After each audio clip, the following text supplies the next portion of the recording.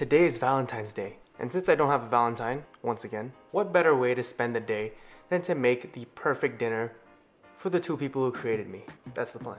So this is what's gonna happen. For the appetizer, shrimp cakes. Something light, I've also never made it before. So we'll see how it goes. The main, braised beef short ribs, along with a side of creamy mashed potatoes. And for dessert, tiramisu. Not too sweet, perfect with a coffee, and perfect today.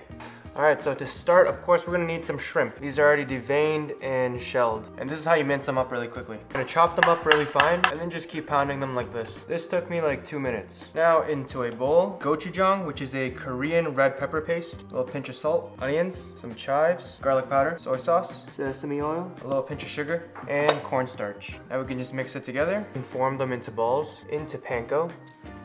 They should look like this. Then they get a quick shallow fry on each side. These will only take about 2 to 3 minutes. Now I'm just topping it with a little garlic mayo and chives. Not too bad. Alright, now moving on, we are making beef short ribs. And of all the things that I've made, this is still my mom's favorite. So of course you're gonna need some beef short ribs. These are boneless and you want something pretty even and thick. I'm cutting them about 2 inches thick, seasoned generously with salt. Now take your time to get a good sear on all sides of our meat. Once all sides look like this, we can set our beef aside. I've got some really roughly chopped onions, carrots, and celery here. Add them into our pot. Crushed garlic, and then I'm just gonna stir this for maybe 5 minutes. Now add tomato paste, a couple tablespoons of flour. That's gonna thicken up the sauce when it cooks later. Stir another 5 minutes on medium heat. Now a little bit of red wine, beef goes back in, and then top it off with beef stock. You just want enough to be able to cover the meat. Now cover, and into the oven at 350 for 2.5 hours. And after that, our sauce should be thickened, meat super tender, and vegetables soft.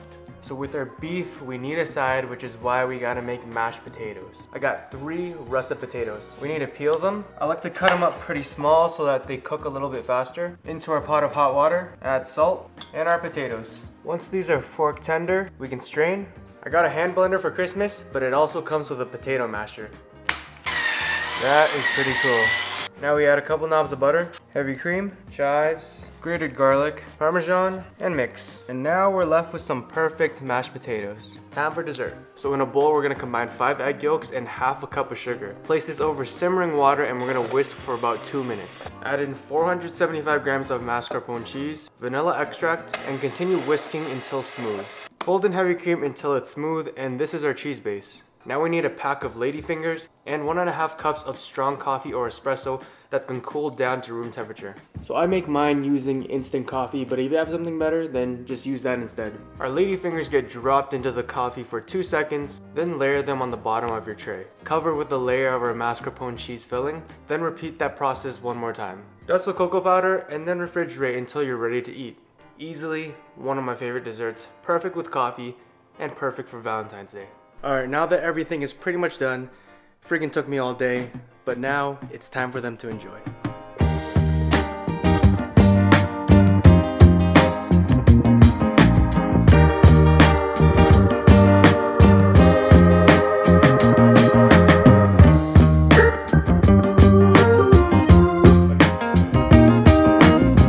Time for me to eat.